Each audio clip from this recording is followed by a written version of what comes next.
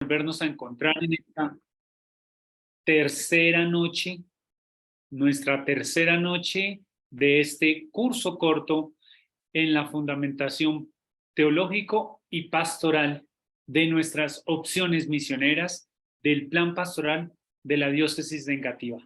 Es un gusto volverlas a ver, y le doy la palabra a nuestro vicario de pastoral, Padre Luis Eduardo Sánchez, quien nos dará el saludo de bienvenida.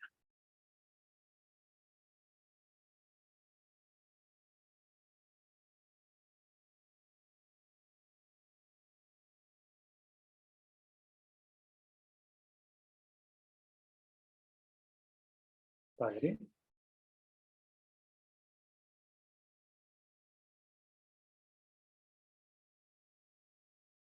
Wilmar, un segundito que está. Vale.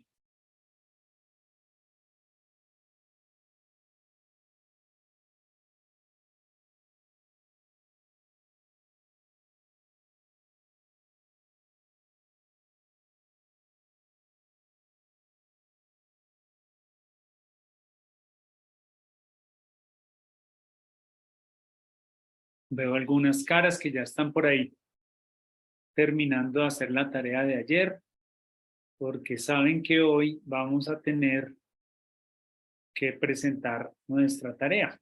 Muy bien, qué buen trabajo.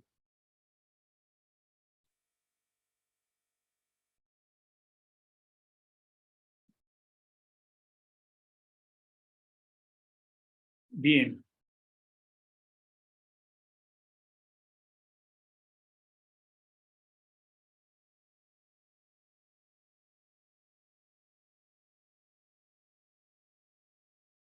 Perfecto. Entonces vamos a ir avanzando y ya Kevin me avisa, porfa, cuando ya esté el padre eh, presente en la sala para poder darle la palabra.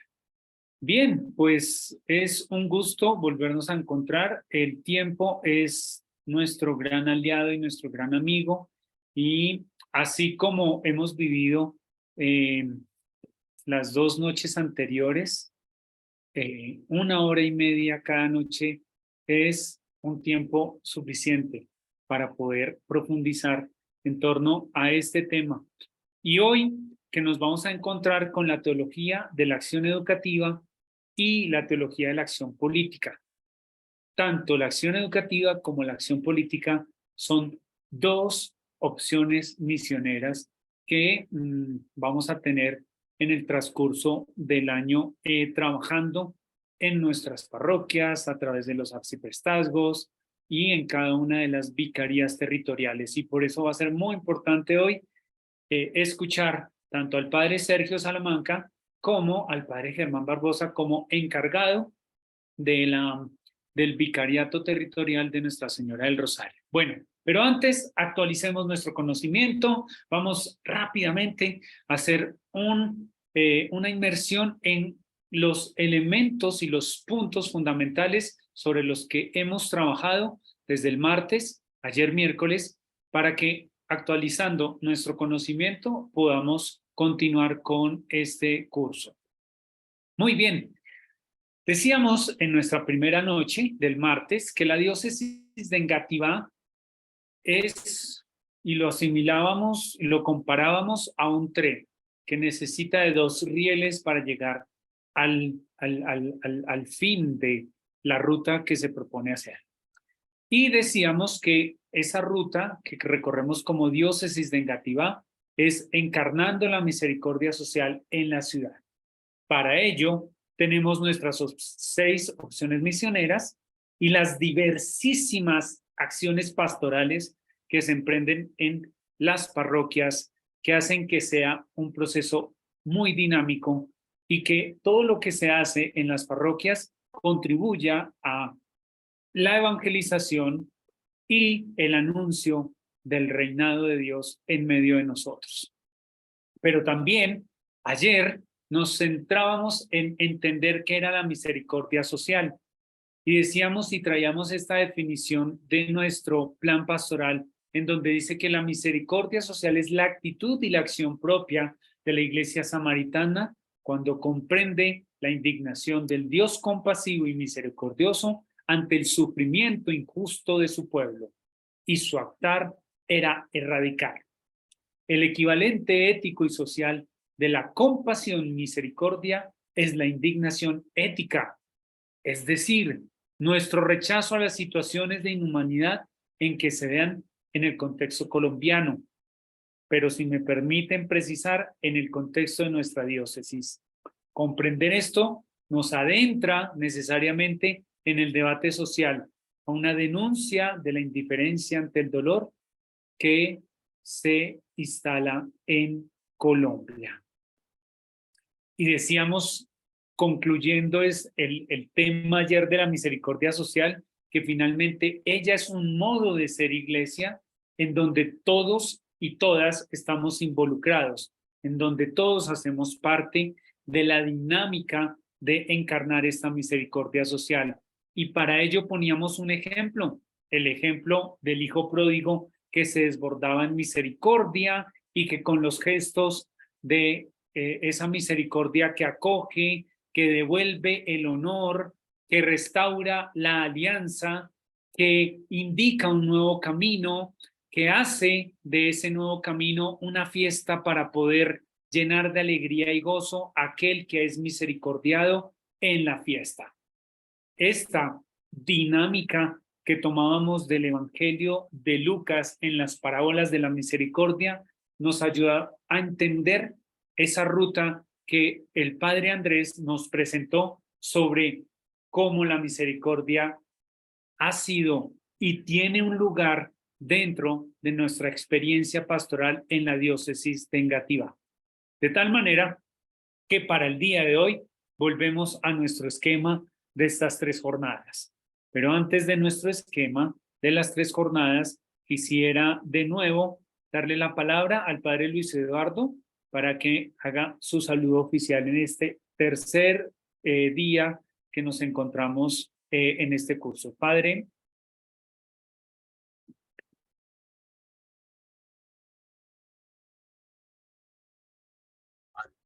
Entonces, Wilmar, tengo aquí al padre en el teléfono Sí, porque, perfecto. Sí.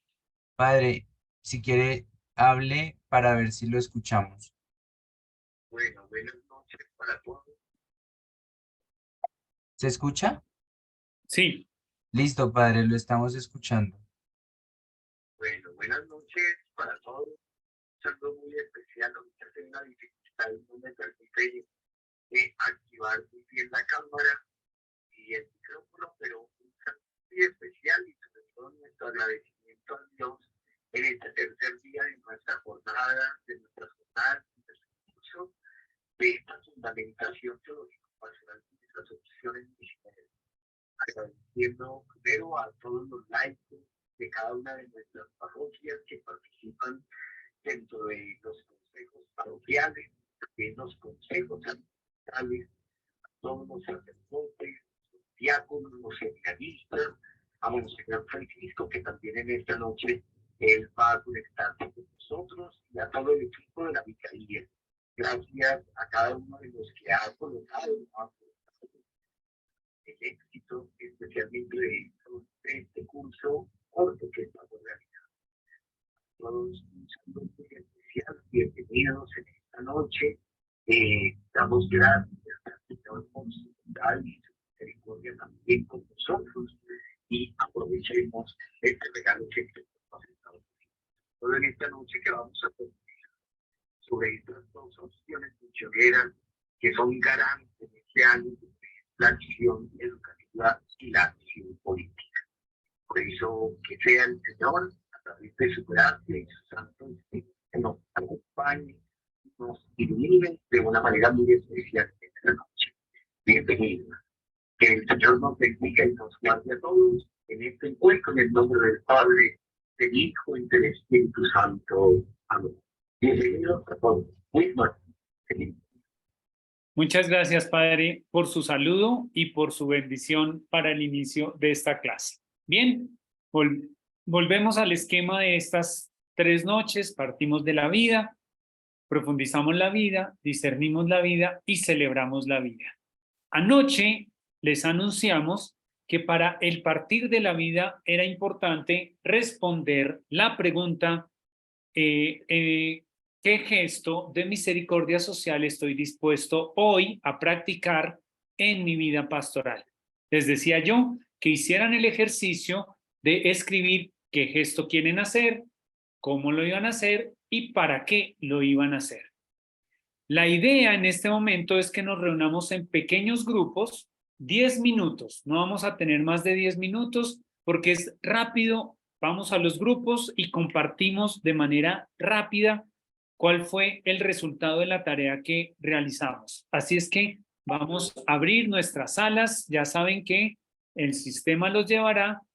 Tienen que aprobar algunos, dependiendo de dónde se estén conectando. Si se conectan de un computador, es distinto. Si se conectan de un celular, es distinto. Y a cada uno el sistema lo llevará a la sala donde se encontrará con algunos participantes y podrán compartir el resultado de esta experiencia que hicieron ayer, de ver cuál era ese gesto de misericordia social, cómo lo harán y para qué lo harán. Kevin, por favor, distribuye los grupos y nos disponemos a trabajar 10 minutos en estas pequeñas comunidades.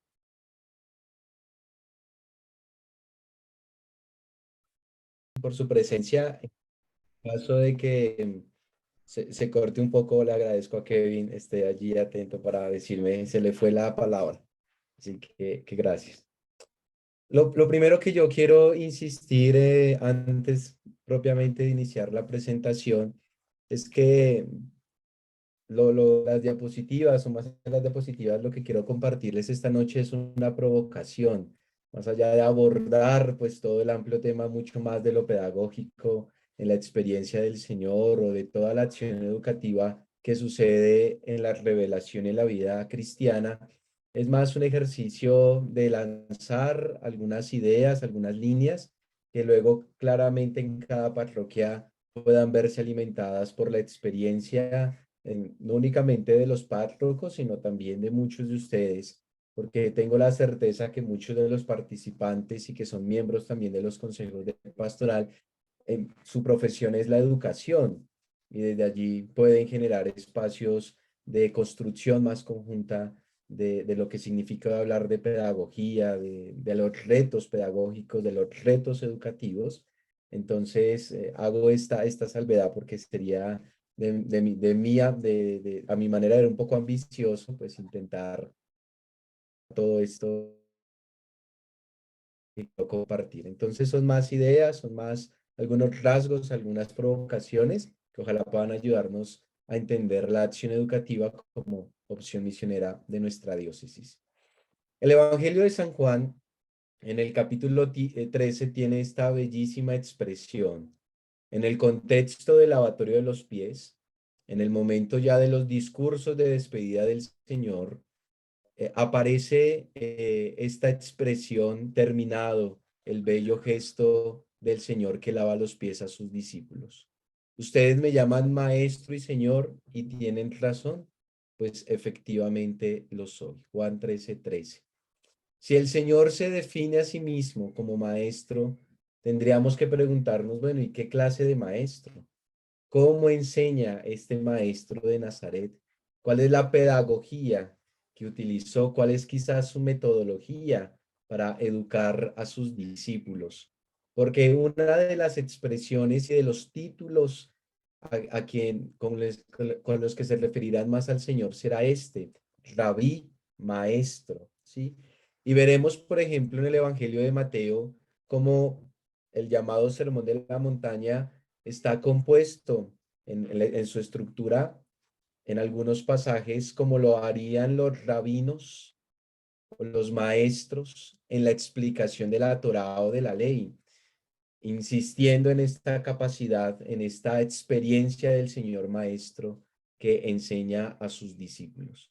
Por eso profundizaremos entonces cómo el Señor Jesús se presenta y vive este ejercicio de maestría, de enseñanza, de educación con toda autoridad. Primero, entonces, intentemos acercarnos a un término amplio como es el de la pedagogía. Y bueno, ¿y qué más que este pequeño fondo que nos ayuda a recordar un pizarrón de clase? Además, ya que Wilmar nos ha insistido tanto en estos días que andamos en clase. Entonces, intentemos definir un poco este término de lo pedagógico. Etimológicamente, hunde su raíz en estas dos expresiones griegas, pais, paidos, que es niño, y el verbo griego ago, que es acompañar, o conducir. Y generalmente se entendió la pedagogía y de una manera muy quizás rudimentaria como el acompañamiento o el conducir a niños. De por sí a lo largo de todo el Nuevo Testamento, solo por allí algunos traducen o utilizan el término pedagogía cuando San Pablo habla de la ley como pedagoga, pero casi que entendiéndola como para niños. Pero el ejercicio de conducir y de acompañar sí que va a estar muy presente a lo largo de los textos sagrados. Conducir, acompañar, en este caso, a los niños, a los más pequeños. Pero más allá de la etimología de la palabra, entendemos hoy por la pedagogía como una disciplina que tiene todo un carácter proyectivo. Y este carácter proyectivo de la pedagogía ya de una u otra manera nos ayuda a ir entendiendo en el Señor Jesús un proyecto. Todo buen pedagogo desarrolla el ejercicio educativo con una meta, con un horizonte claro. Y la pedagogía ayuda a ello, a entender los proyectos no únicamente personales, sino también institucionales que pueden haber en el campo de la educación. Una disciplina proyectiva que intenta dar sentido y dar sentido a la vida y a lo que se conoce, que no pueda carecer justamente de especial significado para el que se educa. Yo imagino que algunos de los que han trabajado en el campo de la educación descubrirán que en los últimos años una de las grandes preguntas que se hace es, ¿todo esto que se enseña, para qué? ¿Para qué? En un colegio enseñar casos de factorización, ¿para qué? ¿Cuál es el sentido que tiene esto que enseñamos? Entonces, la pedagogía como disciplina también ayuda a dar sentido al ejercicio de los conceptos del conocimiento. Junto con esto, otra tercera gran realidad de la pedagogía y es su carácter dinámico y, si me permiten la palabra, ubicada siempre en contextos. Toda pedagogía responde a los contextos educativos.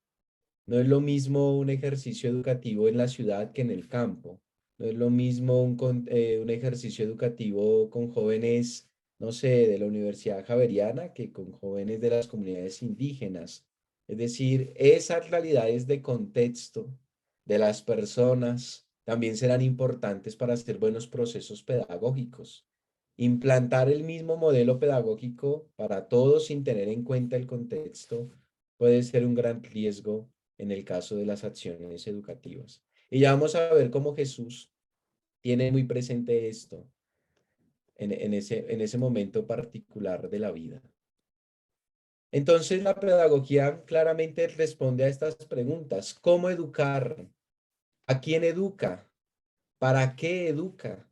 ¿Sí? Que además ayudan a generar este ejercicio disciplinario, crítico y al mismo tiempo riguroso para que no realmente pueda llegar toda acción pedagógica. Que yo quiero resaltar en el ejercicio de la, como ya lo decíamos, al ser una disciplina proyectiva que da sentido, y tiene un horizonte. Todo proceso de aprendizaje tiene ello. Miren, yo recuerdo cuando estaba en el colegio que la meta pedagógica de mi institución educativa era eh, formar buenos cristianos y honestos ciudadanos. Entonces era la meta de todo un proyecto educativo salesiano de manera especial. Pero era el horizonte, que aquellos que se formaban en los colegios salesianos fueran buenos cristianos y honestos ciudadanos. Y todo el camino de acompañamiento a los estudiantes y todo el ejercicio de un currículum o de unas materias, pues tendría que ayudar a que ese horizonte, esa meta, se cumpliera. Que cuando salía un egresado, pues saliera un buen cristiano y un honesto ciudadano. Claramente la meta es alta, para algunos un poco utópica, pero es importante descubrir que hay un horizonte en el camino de la enseñanza, que hay un horizonte en los caminos pedagógicos. Insisto, este es el elemento provocativo, mucho más se puede decir de una disciplina tan amplia como la pedagogía, no es mi interés aquí, pues, sintetizar todo lo que se pueda decir de ella. ¿Cómo el Señor asume algunos de estos elementos en su acción pedagógica? Pues yo soy maestro, bien dicen ustedes. Pues el Señor Jesús claramente en sus prácticas educativas tiene un horizonte, tiene presente una meta. Y este horizonte, esta meta que tiene el Señor Jesús, la encontramos nosotros en el reino.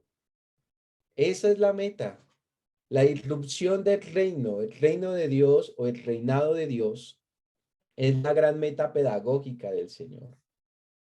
Y todo el ejercicio de la enseñanza, de las metodologías, si sirve la palabra que va a utilizar el Señor en el camino educativo, es para esto, tanto para explicar el reino como para que lleguemos a acoger el reino, que no es una realidad abstracta o cuando estemos pues 5 minutos después de muertos, sino que el reino se va haciendo aquí. Hablará el Señor de la proximidad de este reino que ya está en medio de nosotros. Esta proximidad del reino es el centro del quehacer pedagógico del Señor. Perdónenme si me regreso a lo que les venía diciendo antes. Si la pedagogía es una disciplina proyectiva, si intenta dar sentido, si con este sentido propone horizontes claros hacia los cuales ha de caminar los procesos educativos, pues los procesos educativos del Señor van centrados hacia el reino y hacer posible que este reino sea en cada corazón y por lo tanto también sea en cada comunidad, en cada realidad humana, en cada realidad humana. Para ello, como buen pedagogo, el Señor conocerá el contexto y hablará desde los contextos.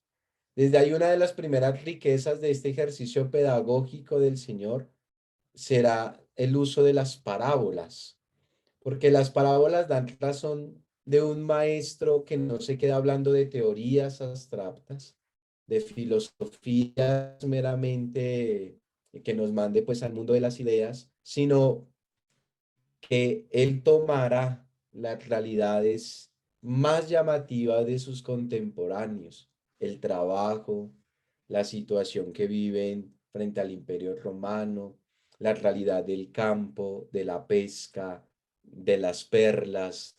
Verán entonces también los viñedos. Miren cómo el Señor en las parábolas usa todos unos recursos presentes a sus contemporáneos, conoce su contexto y habla desde allí de las realidades del reino.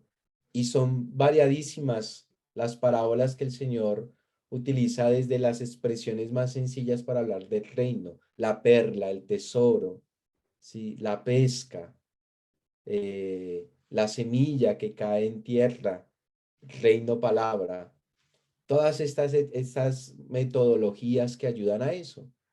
Conoce el contexto y va además generando camino de enseñanza hacia el reino, que es su centro, su horizonte en su quehacer pedagógico. A partir de este señor que conoce el contexto, que tiene claro el horizonte de lo que enseña, yo quisiera asumir aquí 4 características de este quehacer pedagógico del Señor inspirado de manera particular en la obra del padre Mario Perezón que titula La pedagogía de Jesús. Y yo centro la atención en estos 4 elementos que el padre Mario también ya fallecido, asume en su texto.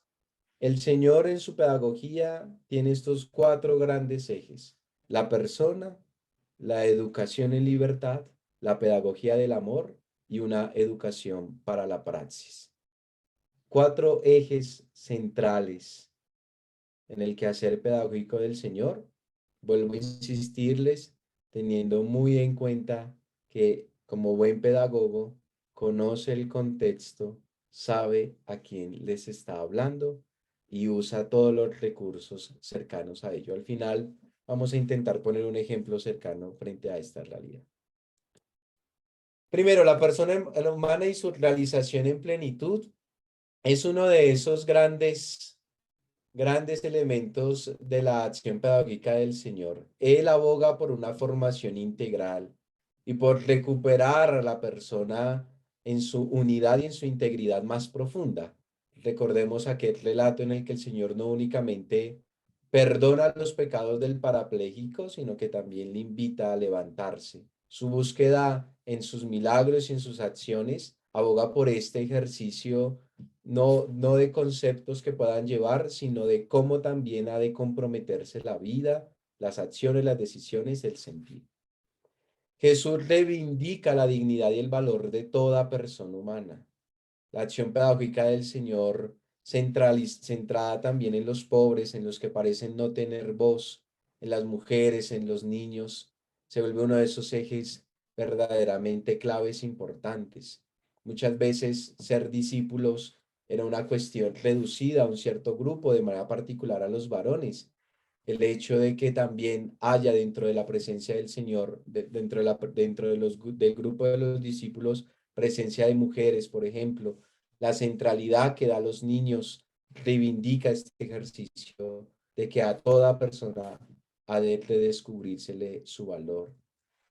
El tercer elemento en el que podemos descubrir esta centralidad de la persona es que Jesús presta más su atención en quien acompaña, es decir, en el discípulo, y no únicamente como un ejercicio de autorreferencialidad a sí mismo.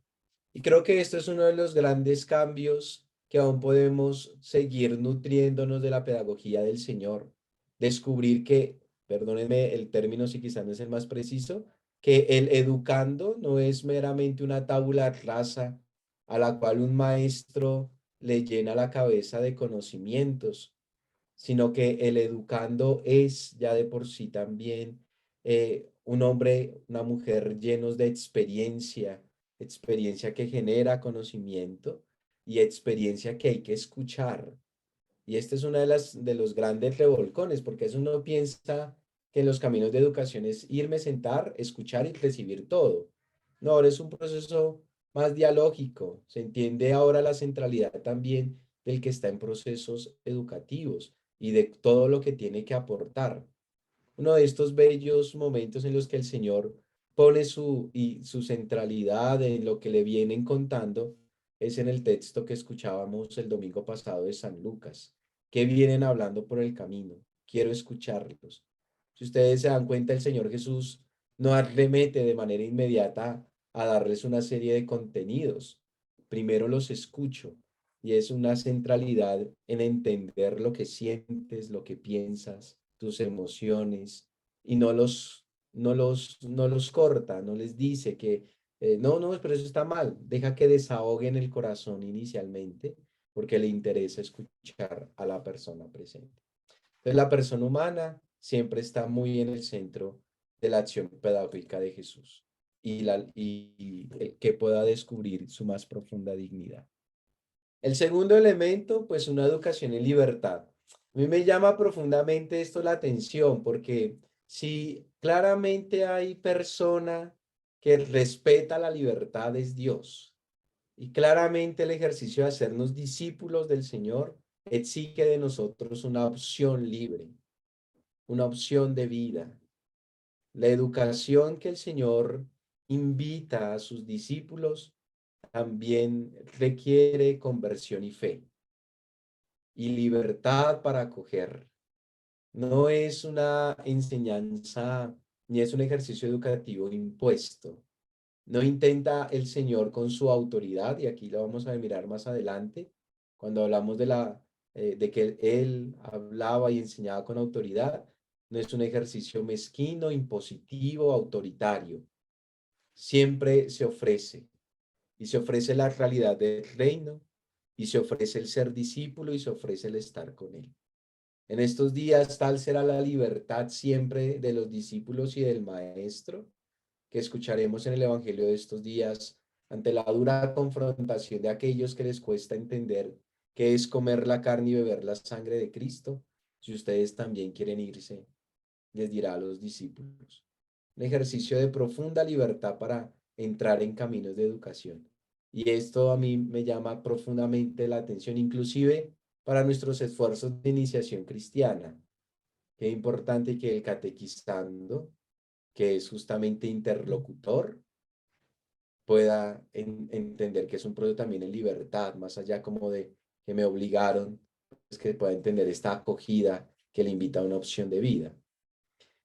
Esta libertad y este ejercicio educativo tiene todo un aspecto liberador, liberador. Y la liberación a la que nos ofrece el Señor, pues no está únicamente sujeta a los momentos en que expulsó demonios o en que sacó pues legiones de cuerpos, ¿no? Sino que el asunto liberador es porque toda acción de Dios es liberadora. Yo recuerdo la expresión eh, de, de algún teólogo que decía, es que toda teología ha de ser liberadora, si no pierde también un carácter propio de la teología misma. Y con lo liberador nos referimos a la auténtica libertad, aquella libertad de los hijos de Dios, aquella capacidad de optar siempre por el bien que me plenifica más como persona, que me hace mejor ser humano, que me ayuda a superar las esclavitudes en las que yo mismo me he terminado sumergiendo, las cárceles que yo mismo me he creado. Es una capacidad liberadora en este acto educativo del Señor. Y con ello también la experiencia educativa en la libertad de un crecimiento continuo. Se une a lo que ya venía diciendo anteriormente, toda acción de libertad por el bien, por lo más bondadoso, pues me ayuda a ser cada día mejor persona. La educación o el camino educativo y pedagógico de Jesús no intenta que nosotros nos quedemos estáticos o nos acomodemos eh, en ciertas realidades inhumanas, que en últimas es el pecado. Por el contrario, nos lleva a salir de ello para asumir verdaderos horizontes de humanidad y humanidad que tiene también su plenitud en el reino. Junto con la educación en la libertad, una pedagogía cargada en el amor. Y esta pedagogía cargada en el amor, pues es esta manera de acompañar con empatía y amistad, hacernos amigos, entender el sufrimiento, de ahí la palabra empático, empathos, ¿sí? Capacidad de compartir el sufrir de lo que ya nos mencionaba ayer Andrés, acerca de esta capacidad de tener entrañas de misericordia con el sufrimiento del otro. Ahí entra un ejercicio pedagógico también de acercarnos, de estar, de generar capacidad educativa más desde el amor mismo, no desde la regla, no desde pues, la chancla, no desde la sangre, perdón, la letra con la sangre entra, sino en un ejercicio de hacernos amigos. A ustedes los llamo amigos. Una pedagogía en el amor fundamentada en la compasión. Ya, ya decíamos una palabra sobre ello. Una pedagogía que tiene como modelo a Cristo buen pastor, que va en búsqueda. Ya también Wilmar el primer día hacía referencia acerca de esta capacidad pastoral de llevar a pastos abundantes, de llevar a aguas tranquilas. Pues el pedagogo, el que sabe educar, también conduce a aquellos a quienes acompañen este diálogo constante a ello, a las aguas abundantes, a los pastos frescos. La pedagogía del amor se da en el ejercicio del reconocimiento y en el conocimiento del otro.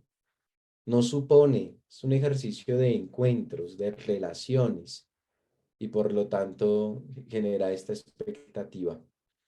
Y además de ello, pues la pedagogía en el amor se realiza con una autoridad discreta, sencilla, una autoridad verdaderamente entrañable que sabe acompañar y que no es impositiva. Junto con ello, pues sabe entrar en relación con los demás y relación constante. Y yo no sé si Wilmar levantó la mano para decirme que ya vaya acabando. Entonces, gracias. Ya voy concluyendo. Educar desde la praxis es este cuarto elemento con el que concluyo para hablar del camino pedagógico del Señor. No únicamente el Señor enseña a través de palabras, son sus obras, el ejercicio de las palabras y de las obras. También este ha sido el camino pedagógico que ha tomado Dios en su revelación. Por eso permítanme recordar a Dei Verbum en el numeral segundo. Dios quiso revelarse a través de gestos y palabras, ¿sí? Y las obras del Señor enseñan. Es educar también desde la vida, desde el saber actuar, desde un testimonio que enseña, que es coherente, y que por lo tanto todo este ejercicio educativo sea significativo, como les decía al inicio, por lo tanto que contribuya a la transformación de las realidades en las que vivimos. Ya San Ignacio de Loyola decía, el amor ha de ponerse más en las obras que en las palabras. Y qué importante entendamos que en esta pedagogía del amor nos llevará siempre a las obras que acompañan nuestra palabra. Nosotros requerimos mucho de testigos, pues el testimonio es esta capacidad para educar. Quisiera terminar con esta palabrita de esta frasecita del padre Mario, que sintetiza un poco todo este ejercicio de la acción pedagógica. La pedagogía en sentido cristiano busca formar personas auténticas que actúen con responsabilidad y coherencia, autónomas y críticas, que piensen y actúen por sí mismas, con convicciones profundas y que tengan un liderazgo en la sociedad equitativa, sin discriminaciones y en igualdad de condiciones para todos. Es formar bajo el estilo de Jesús, en la centralidad de la persona, la educación en el amor, en libertad, formar para que el aprendizaje sea significativo y transformador desde el mismo testimonio de vida. Y creo yo que esto el padre Germán, desde la transformación social, podrá aportar un poquito más. Y un ejemplo bello, pues son los caminantes de Maús. El Señor escucha, les ayuda a interpretar la experiencia, les ayuda a celebrar inclusive la experiencia interpretada, para que esa experiencia ahora sea nueva, transformada, y por lo tanto lo lleve a un ejercicio de transformación. Y creo que desde ahí también se plantea la metodología de la catequesis actualmente, y desde allí puede ser también la pedagogía. Bueno, agradezco mucho, qué pena si me pasé unos minutos, y agradezco su atención. ¿No ardían nuestros corazones cuando nos explicaban las escrituras? El texto de los caminantes de Maús con el que cierra el padre Sergio en esta noche, a quien le agradecemos porque nos ha dejado unos puntos muy claros de aquello que es esa acción educativa basada en la pedagogía de Jesús. Y de eso se trata, de ir entendiendo qué es lo que nosotros como diócesis de Engativá vamos entendiendo y qué es lo que el Señor nos va impulsando a hacer a su ejemplo para poder aplicar en nuestra misión como iglesia particular. Un aplauso para el Padre Sergio, muchas gracias. Y antes de darle de darle la palabra al Padre Germán, que es nuestro segundo invitado, quiero darle la palabra a nuestro obispo, a Monseñor Francisco, quien ya nos acompaña en sala y quiere dedicar unos minutos a un saludo a esta comunidad de aprendizaje. Monseñor Francisco, muy buenas noches, gracias por estar con nosotros. Muchas gracias a todos ustedes y gracias al Padre Sergio particularmente. Lo felicito que haya querido con su amor salesiano tomar a Mario Pearson en esta noche, porque pues quizás es una de las personas que admiro profundamente, una de esas personas que supo realmente entender la pedagogía del Señor. Como buen salesiano quiso, como usted lo decía, realmente hacer ese camino y en su pedagogía lograr una de las cosas más hermosas que se hayan escrito alrededor de este tema, la pedagogía de Jesús.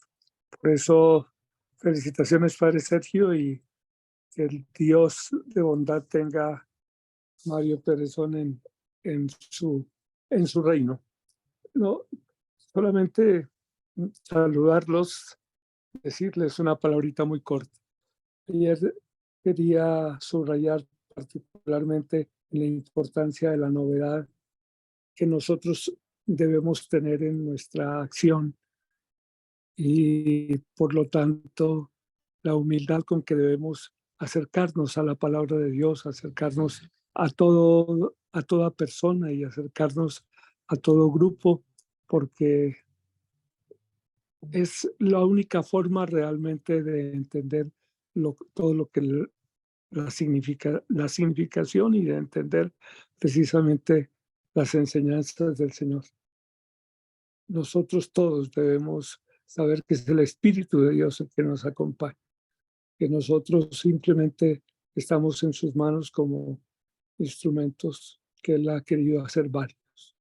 Y por lo tanto, Él nos está dando permanentemente una novedad, es decir, la novedad de su enseñanza por la acción del Espíritu es una realidad en la que debemos tener cuidadosa actitud de humildad, porque de lo contrario echamos a perder las enseñanzas del Señor.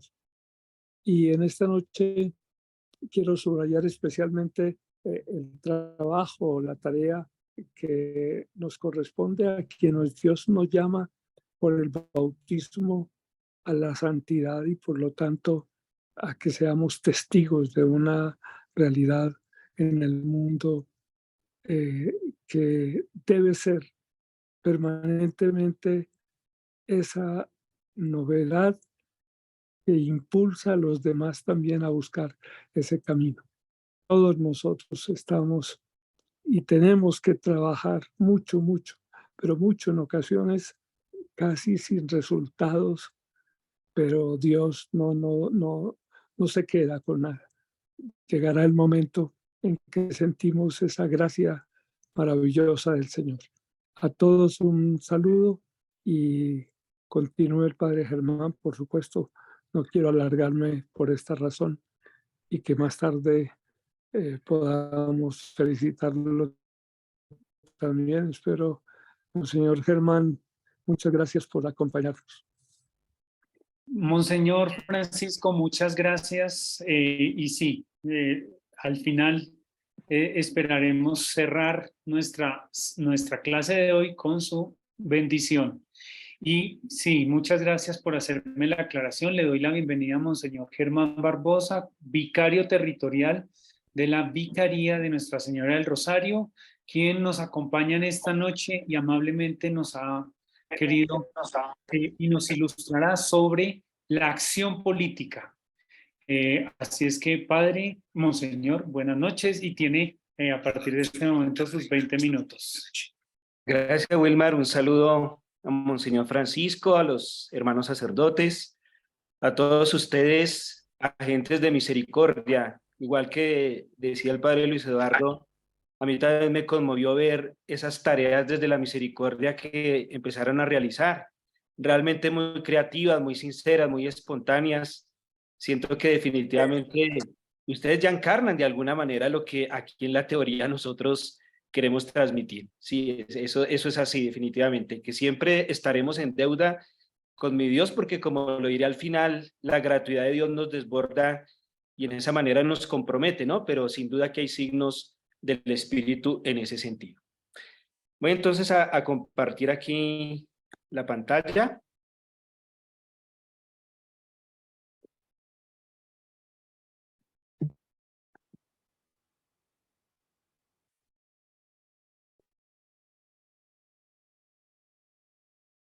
El uno demorarse en esta partecita, no sé por qué.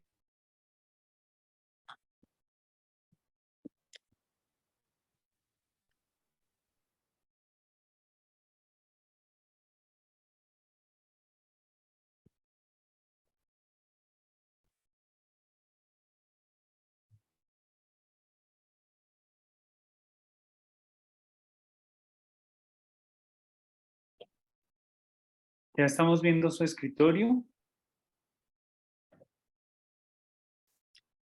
Y aquí tratando de... Sí, solo es darle presentación y ya. Modo presentación.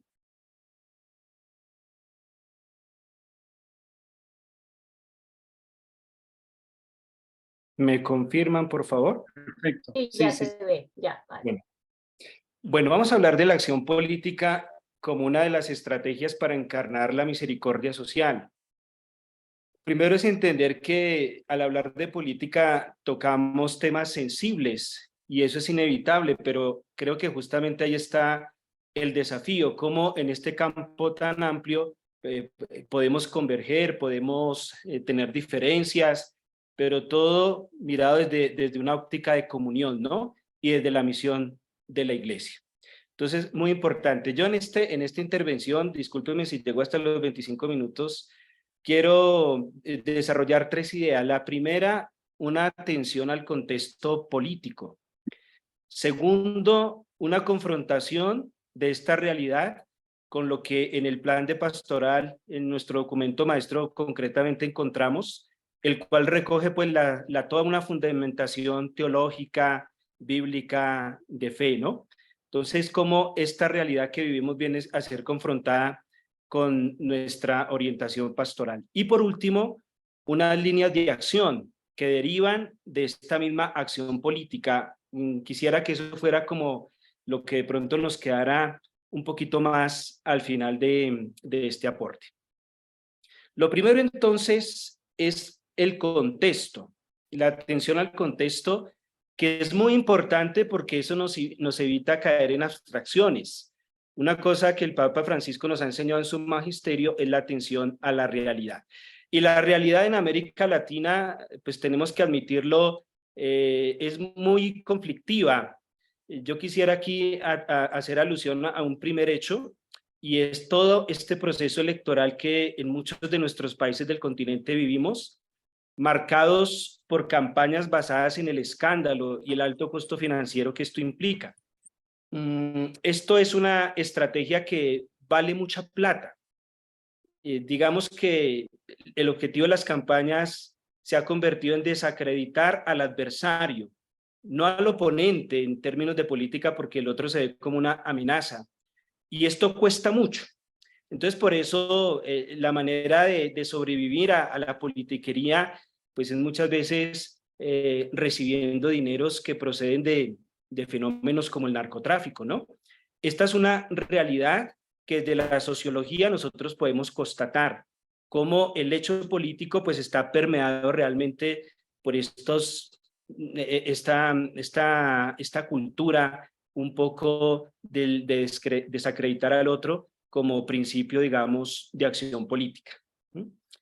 Bien, junto a este contexto, mejor dentro de este contexto, es importante que nosotros hagamos mención a la crisis de la democracia liberal, que es lo que ha caracterizado a la vida del continente en materia política.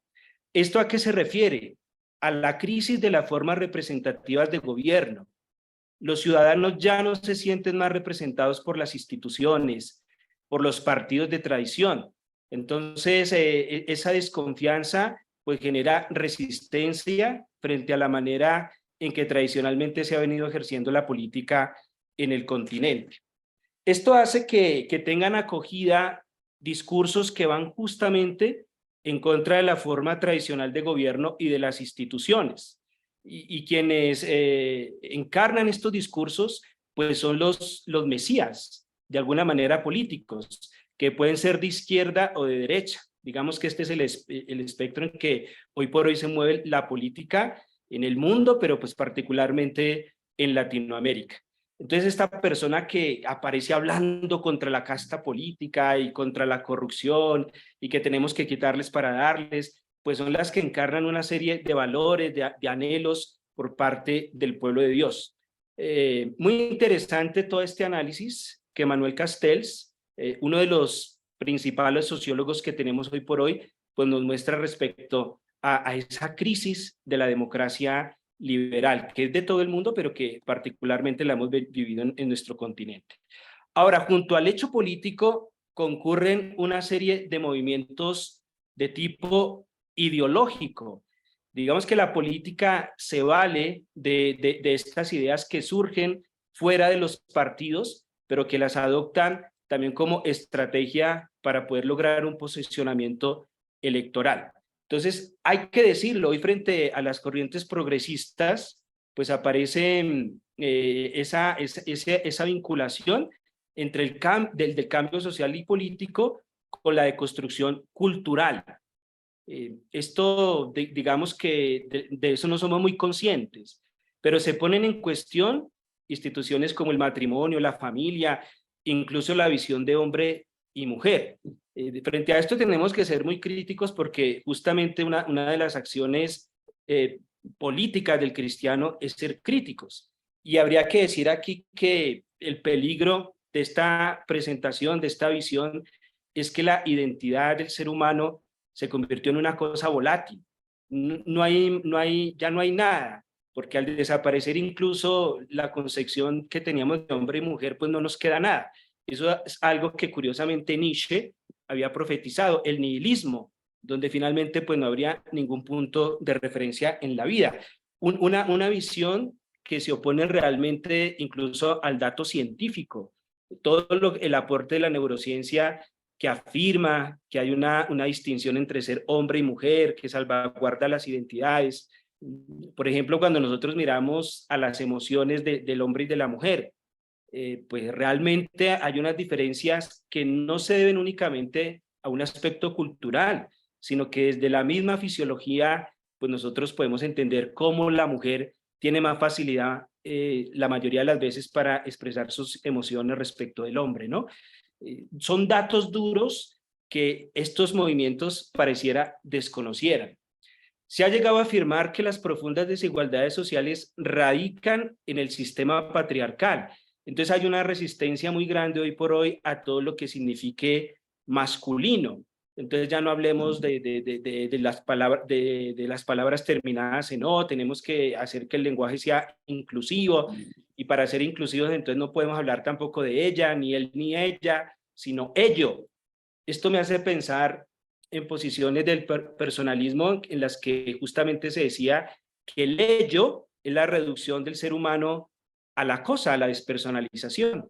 Es interesante, digamos que retrotrayendo al presente ideas de filósofos como Buber, pues nos damos cuenta que esta presentación del lenguaje, pues realmente en vez de reforzar una identidad, lo que hace es empobrecerla muchas veces. Ahora bien, esto es un tema más de América Latina, puesto que el castellano, Hispanoamérica, digamos, puesto que el castellano se presta para este juego de palabras, este lenguaje inclusivo, lo cual no es muy presente en otros contextos, por ejemplo, del inglés, del alemán, no que no lo haya, pero no está tan marcado como entre nosotros.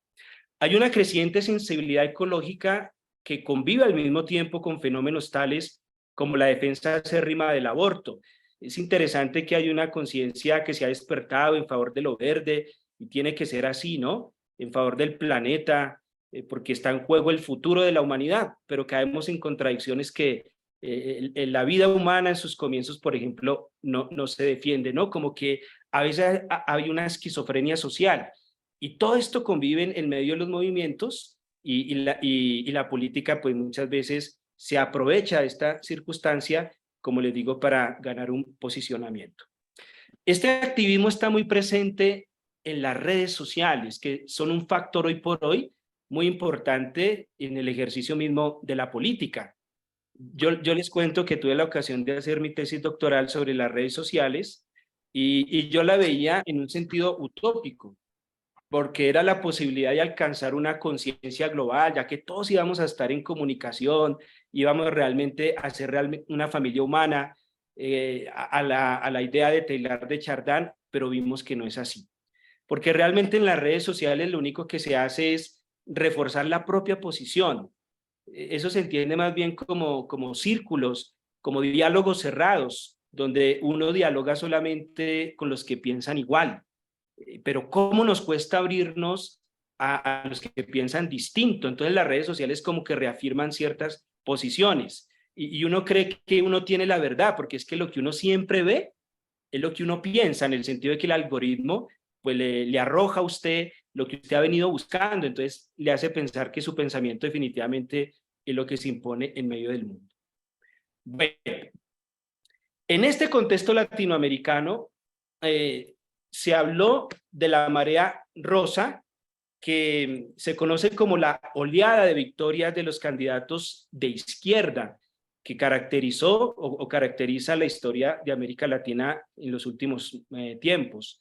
Es como un volver a la izquierda después del colapso del socialismo en Rusia, que parecía que ya no reviviría. Se habla de un nuevo socialismo y eso ha marcado profundamente pues, la historia política del continente y ahora, en el caso nuestro, de Colombia también. Entonces, las políticas de izquierda se presentan como las portadoras del cambio y el instrumento de castigo a los partidos de tradición señalados de corrupción y de ser los causantes del aumento de las brechas económicas.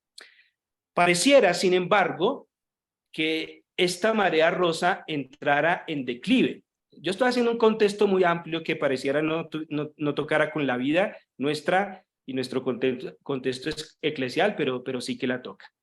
Y pareciera que el caso emblemático del inicio de este declive de la marea rosa se daría en Argentina con este personaje Javier Milei, que hasta hace 2 años era un desconocido de la política y se presenta ahora con serias posibilidades de ganar la presidencia luego del desencanto que ha producido el gobierno Kirchner ante tantas denuncias de corrupción que ahora pues se han levantado en su contra, ¿no? Este pareciera recogiera las expectativas, fijémonos en lo que decíamos al inicio, personajes que encarnan las expectativas del pueblo. Es señalado como un ultraconservador, sin embargo, este se presenta como un político reaccionario de ideas libertarias basado en el principio del respeto irrestricto del proyecto de vida del prójimo.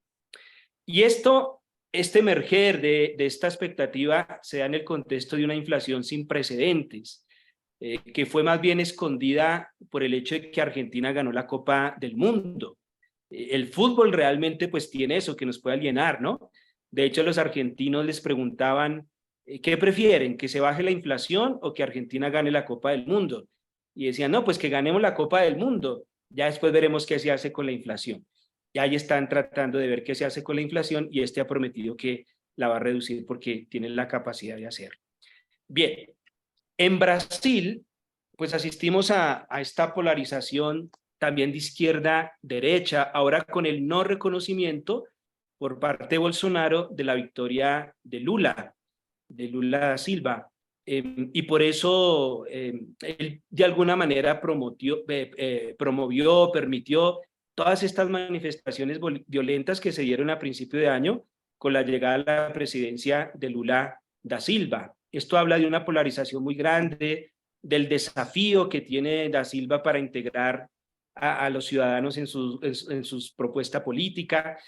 Y todas estas manifestaciones hacen pensar que Bolsonaro, aunque está fuera del poder formal, desde fuera sigue dirigiendo un poco la cosa, ¿no? Digamos que esos ataques simultáneos al Congreso, a la Corte Suprema, al Palacio de Planalto, hacen pensar que detrás estuviera él todavía como dirigiendo el asunto. Chile es otro caso también en el que las divisiones sociales se han marcado a causa también de esos desacuerdos políticos. Se esperaba que esta constitución del presidente Boric pusiera remedio a las desigualdades sociales que llevaron a una serie de manifestaciones en el 2019, pero no fue así. Para sorpresa del gobierno, los chilenos dijeron no, así tampoco, porque pareciera que esas reformas pusieran más bien en un riesgo de inestabilidad la seguridad del país, la seguridad política, económica, y no que fuera realmente una constitución garante de la justicia y del derecho. Entonces, los chilenos le dijeron no a Boric, ¿no? El presidente de Chile. Esto fue considerado como un golpe duro a la gobernabilidad del presidente, empezando. Él no se esperaba eso porque fue arrolladora, realmente él no fue arrollador frente a la propuesta del gobierno. Sin embargo, él está en el propósito de ser más inclusivo, tener más en cuenta las aspiraciones del país para seguir adelante con su reforma. Y la única manera, nos damos cuenta realmente, de que la agenda progresista se lleve a cabo es que haya una plataforma política amplia. No se puede alcanzar los objetivos progresistas sin consenso. Es importante el consenso porque pues, definitivamente somos una democracia, ¿no? O estamos llamados a ser una democracia. Y en todo este panorama, pues aparece Colombia con el acontecimiento de que por primera vez llega un líder de izquierda a dirigir la nación, ¿no? Esto marcará un capítulo pues interesante, todavía por ver en la historia del país, bajo mucha expectativa, bajo mucho temor. ¿Y cómo llega Petro a la presidencia? Pues también un poco las manifestaciones del 2021 sirvieron de plataforma pues para que él se presentara como el candidato que recogía, volvemos a la idea de antes, las aspiraciones del pueblo de Dios, ¿no? Todo el tema de desigualdades, siendo Colombia el segundo país en América Latina con mayor inequidad social, pues recogía muy bien estas aspiraciones.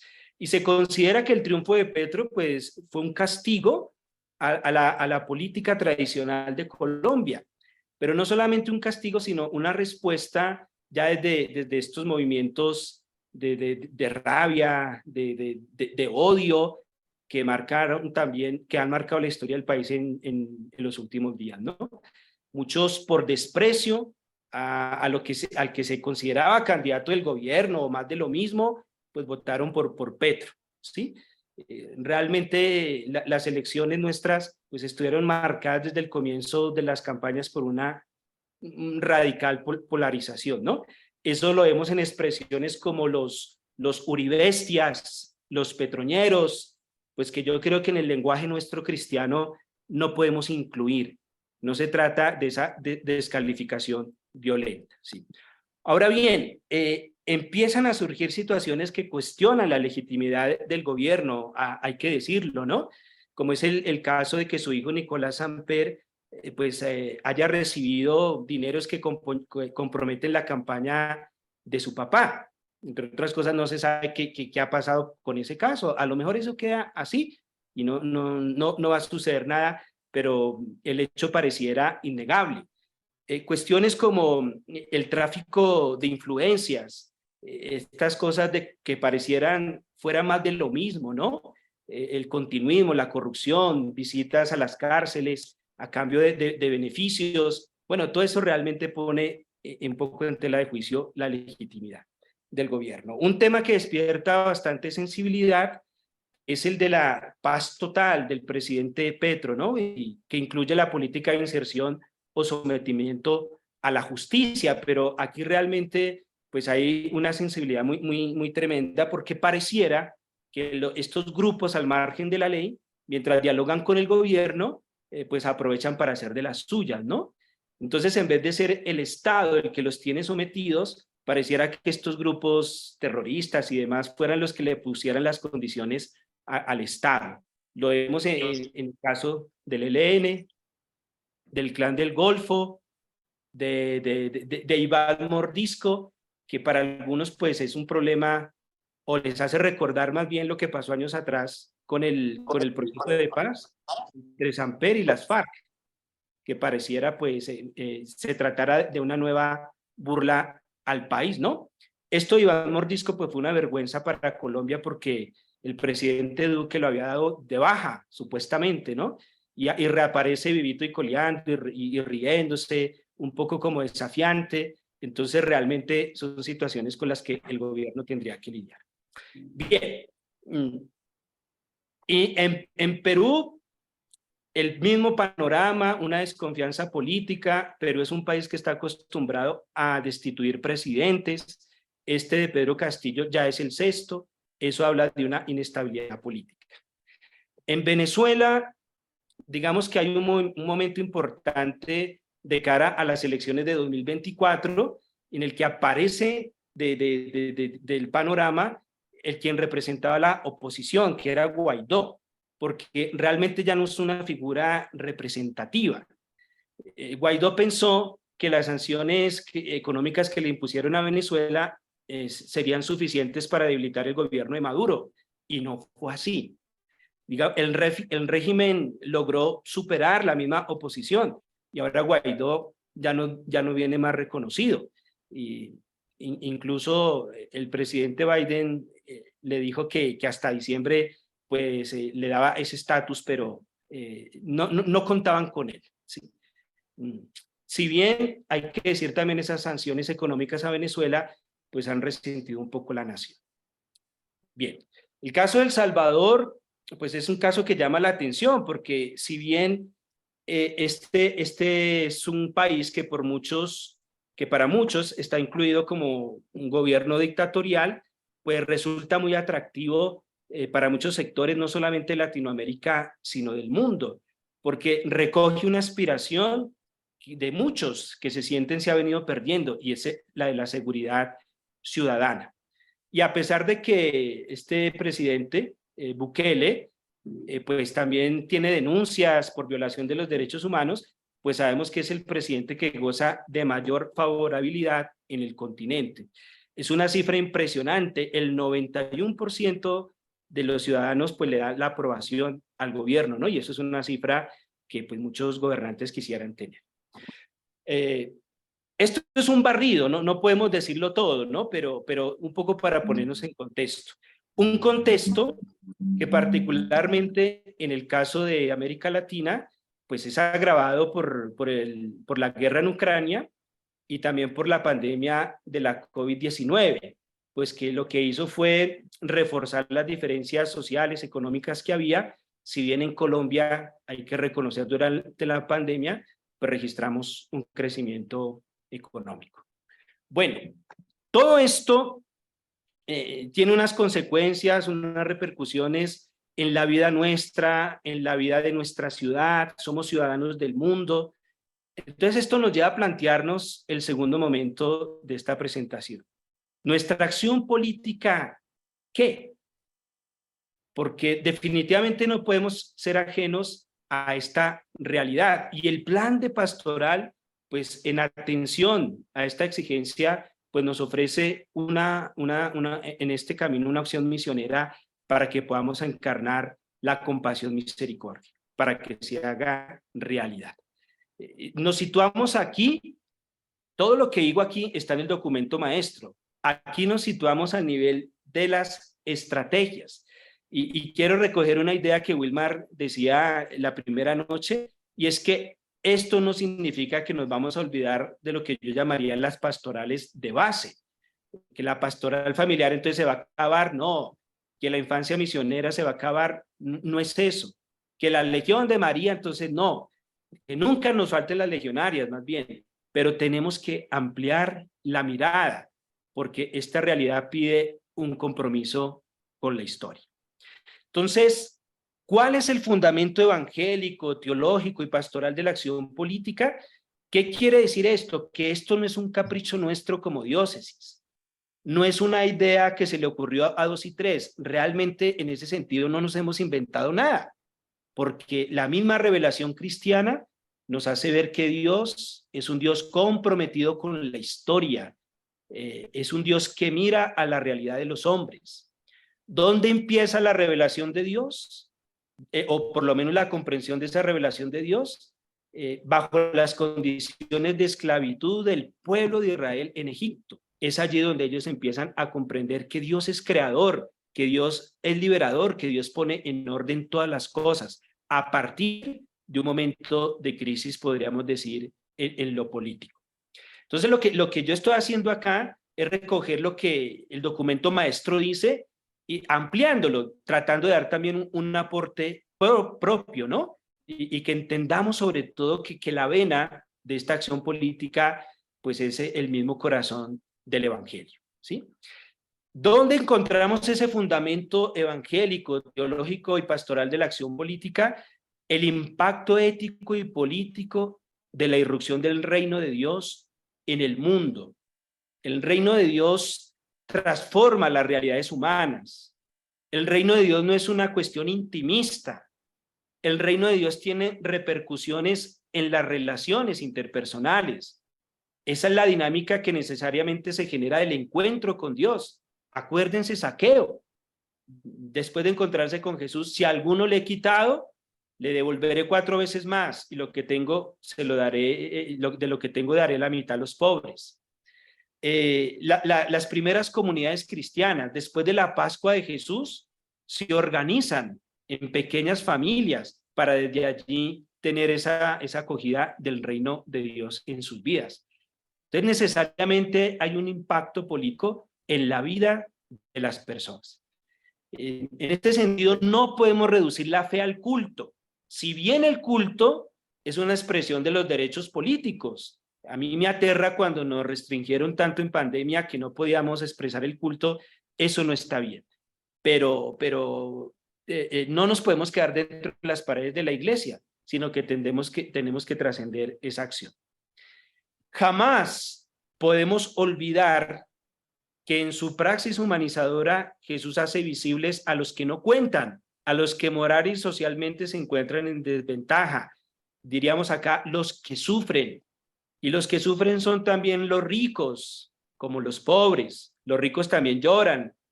Aquí se trata no de hacer un reduccionismo del sufrimiento, digamos, dejándolo en categorías materiales, sino entender que son los excluidos, los que de pronto frente a los cuales tenemos prejuicios, los extranjeros. En el caso de Jesús eran eso, los extranjeros, las prostitutas, los leprosos, todas las personas que no tenían un estatus de reconocimiento dentro de la sociedad. Y la actitud de Jesús pues tiene que ser la que nos debe inspirar, ¿sí? De todo esto surge una idea muy interesante que debería convertirse en un principio también, digamos, de nuestra organización eclesial, y es que la política es una de las formas más altas de la caridad.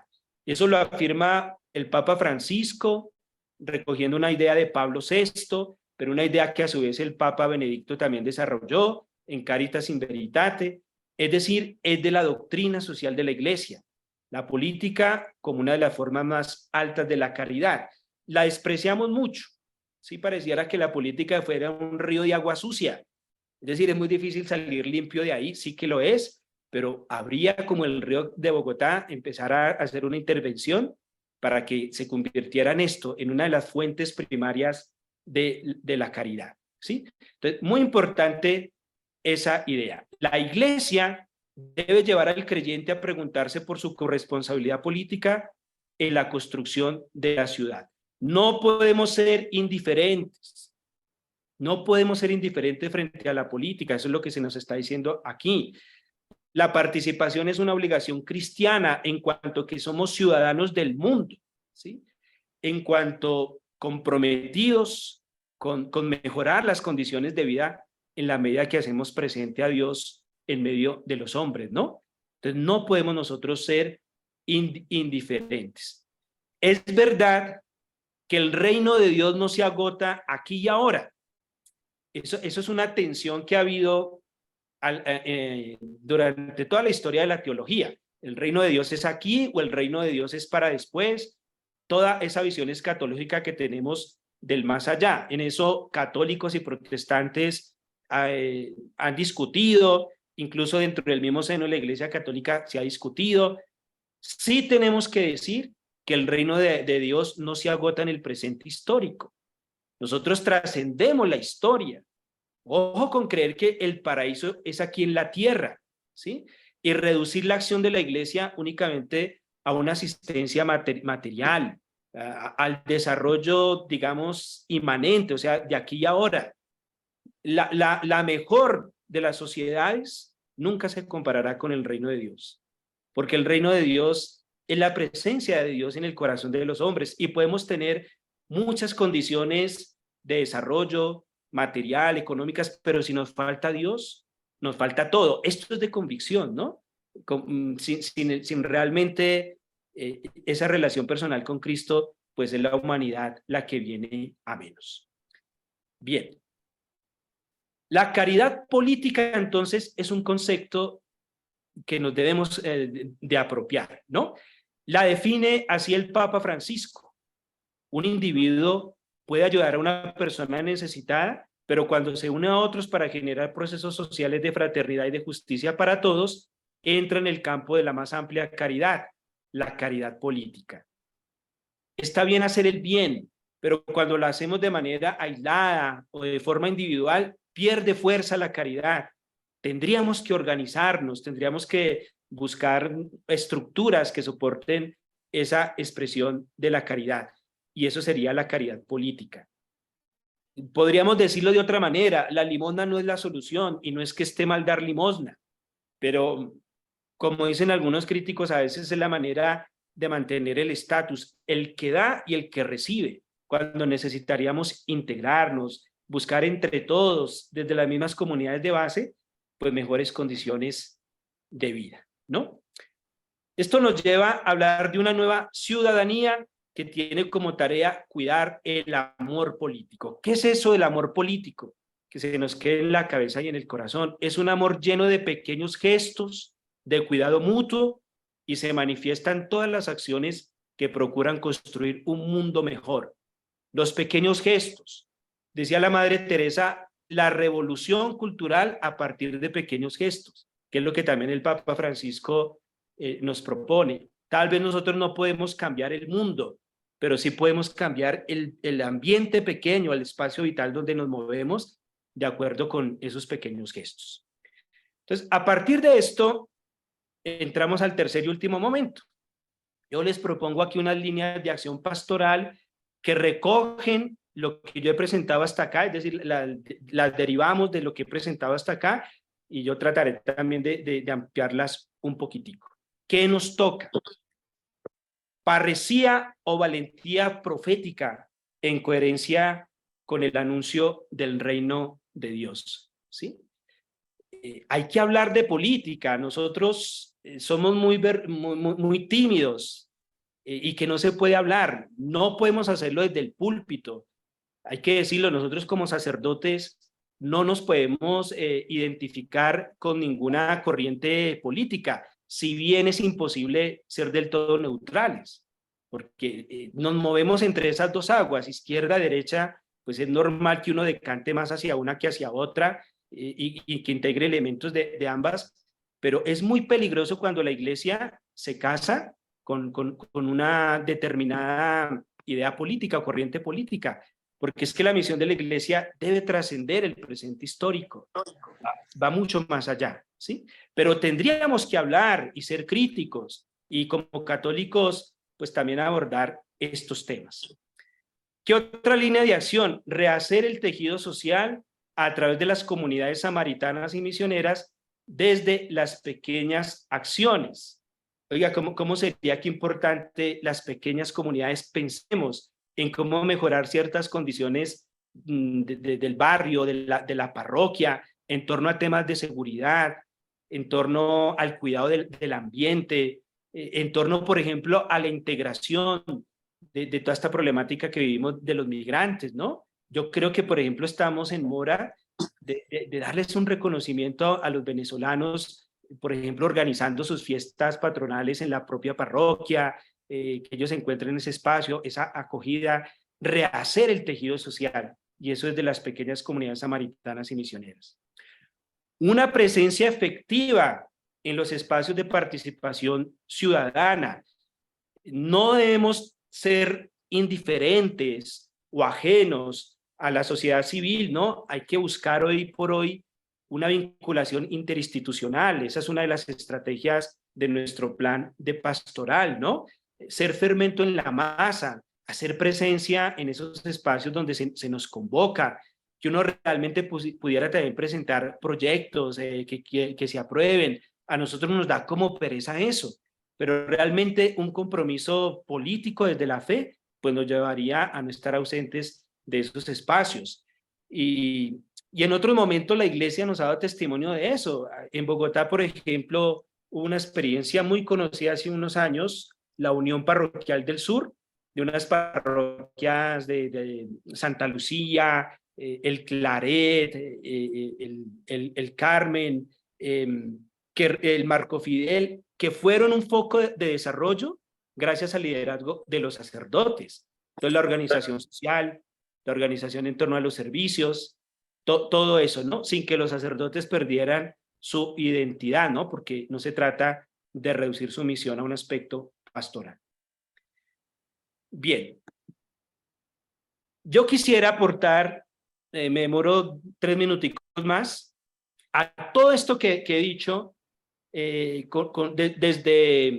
desde una reflexión que ahora se les voy a compartir, la proximidad como modo de hacer política a la luz de Fratelli Tutti. Es un artículo que escribí para la revista Faro de la Arquidiócesis de Bogotá, que me parece que puede reforzar o complementar estas ideas que el documento maestro nos presenta en esta línea de las acciones, ¿no? Entonces, al hablar de la proximidad como modo de hacer política, pues ahí yo quiero hacer una invitación a no esperar del gobierno, cualquiera que éste sea, la solución a los problemas sociales, sino a contribuir a una nueva forma de vida y a un cambio de mentalidad desde las relaciones cotidianas, ¿sí? Aquí aplicaría el principio de subsidiariedad, la autonomía de las propias comunidades, y no esperar que de una actitud paternalista del gobierno nos llegue todo. Empecemos nosotros desde la base. ¿Y cómo crear las condiciones para la proximidad? 3 cosas que yo propongo ahí. Procesos de educación en las comunidades antes que acciones momentáneas o aisladas. Subrayo la palabra procesos. Creo que tenemos el pecado de que muchas veces nos quedamos en eventos, y en ese sentido nos podemos parecer mucho al accionar de la política, ¿no? Los procesos piden paciencia, piden acompañar hombro a hombro a las comunidades.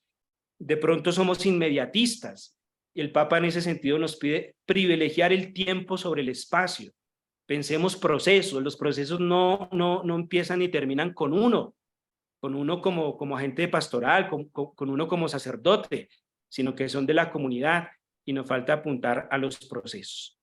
Una educación en los buenos hábitos, procesos de educación en los buenos hábitos. Aquí me refiero al estilo de vida, a la manera como nosotros usamos los bienes, el dinero, el tiempo, los recursos, el agua, por ejemplo. Es interesante ver cómo el Papa Francisco nos habla de nuevos pecados sociales, cuando habla en su encíclica sobre el cuidado de la tierra, ¿no? Que uno se quede en la ducha más de 10 minutos, incluso más de 5, dependiendo la cantidad de melena, pues puede ser un pecado, ¿sí? Porque realmente pues nos sitúa delante del planeta, ¿no? La educación en los buenos hábitos. Por último, una educación a la gratuidad y a la misericordia, es lo que yo también propongo ahí en ese artículo sobre la proximidad, que la misericordia, que es el objeto de nuestro plan de pastoral, ¿no? La gratuidad, que es lo específico también de nuestra moral cristiana. Todo este abordaje también yo lo hago desde un enfoque teológico-moral, ¿no? Dado que la política pues se estudia sobre todo desde este enfoque teológico-moral. Entonces aquí cabe hablar de la gratuidad como expresión de la generosidad del cristiano. Miren que la gratuidad, misericordia, nos sitúa por encima del dar por obligación, que es propio de los sistemas socialistas, ¿no? Que le quitan a uno para dar al otro, lo cual no siempre es justo, porque no se le puede quitar a uno lo que produce para darle al otro. Pero nosotros desde la gratuidad, misericordia, estamos llamados a pensar en el otro, y no que esto se nos imponga por un decreto. Esto también permite superar la lógica de la ganancia, ¿no? De la utilidad, que es propio, pues también del capitalismo. Entonces, no todo puede ser ganancia, no todo puede ser utilidad en perjuicio de. La gratuidad misericordia, fijémonos que nos sitúa por encima del dar por obligación o del dar para recibir a cambio, ¿no? Es desde la gratuidad misericordia que uno entiende que el perdón es una cosa que realmente nosotros podemos dar, ¿no? Y en la gratuidad misericordia lo que constituye en últimas el mensaje de la cruz. Es el amor del Padre en Jesucristo lo que se nos ha regalado, no por mérito nuestro. Es desde ahí que nosotros estamos llamados a que hagamos de la misericordia también nuestra aspiración de vida. Termino con esta pregunta. ¿Mi obrar personal como creyente se encamina al desarrollo de una acción política? Es decir, ¿soy crítico con sentido cristiano de la realidad política? ¿Contribuyo de manera positiva a la vivencia de la comunión en mi grupo de pertenencia? Que a veces entre nosotros hay rivalidades, hay peleas, es una contradicción. ¿Muestro un interés efectivo en los espacios de participación ciudadana? ¿Propendo por la continuidad y buen desarrollo de procesos de educación en mi vida y en la de los demás? ¿Procuro un estilo de vida basado en buenos hábitos? ¿Vivo la gratuidad y misericordia como expresión de mi fe? Esas preguntas se las dejo, que pueden ser abordadas desde lo personal, pero también desde lo comunitario. Nosotros como comunidad estamos desarrollando una acción política. Perdón y gracias por la paciente escucha. Muchas gracias, Monseñor Germán, por sus aportes y las líneas que nos ha presentado también en este apoyo de esta opción misionera de la acción política.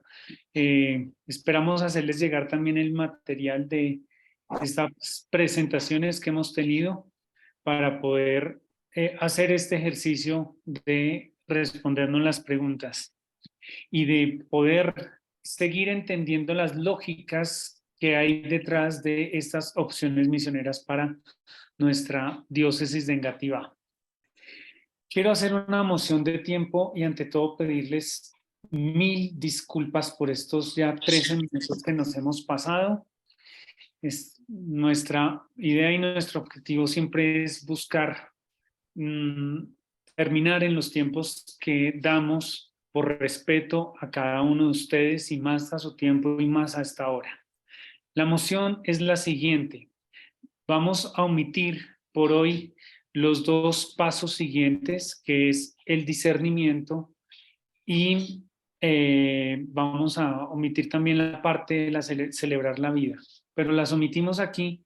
Sin embargo, les haremos llegar un video a sus correos electrónicos con mi discernimiento. El discernimiento que les quería proponer es a través del texto de Jesús en la sinagoga de Nazaret, en donde presenta su propuesta pedagógica, pero al tiempo su propuesta política. Pero se los haremos llegar en un video para que lo puedan ver por YouTube, para que puedan seguir y hacer el discernimiento de la opción educativa y la acción política. ¿Cómo vamos a seguir? Simplemente darles 3 pistas de lo que vamos a hacer. Vamos a continuar con un proceso de formación de nuestros arciprestes y los arciprestes a su vez harán el mismo ejercicio de formación de sus sacerdotes y esto ya llegará a los consejos parroquiales en la formación mensual que les estamos suministrando desde el mes de febrero.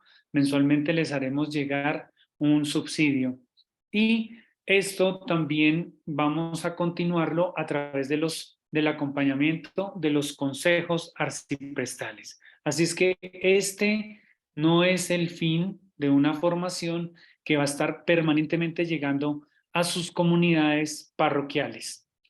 Les va a llegar también, les vamos a enviar una evaluación de estos 3 días de curso para que por favor nos ayuden con sus comentarios y con su evaluación de cómo hemos manejado estos 3 días cortos de formación. De nuevo, 1000 disculpas por pasarnos en el tiempo.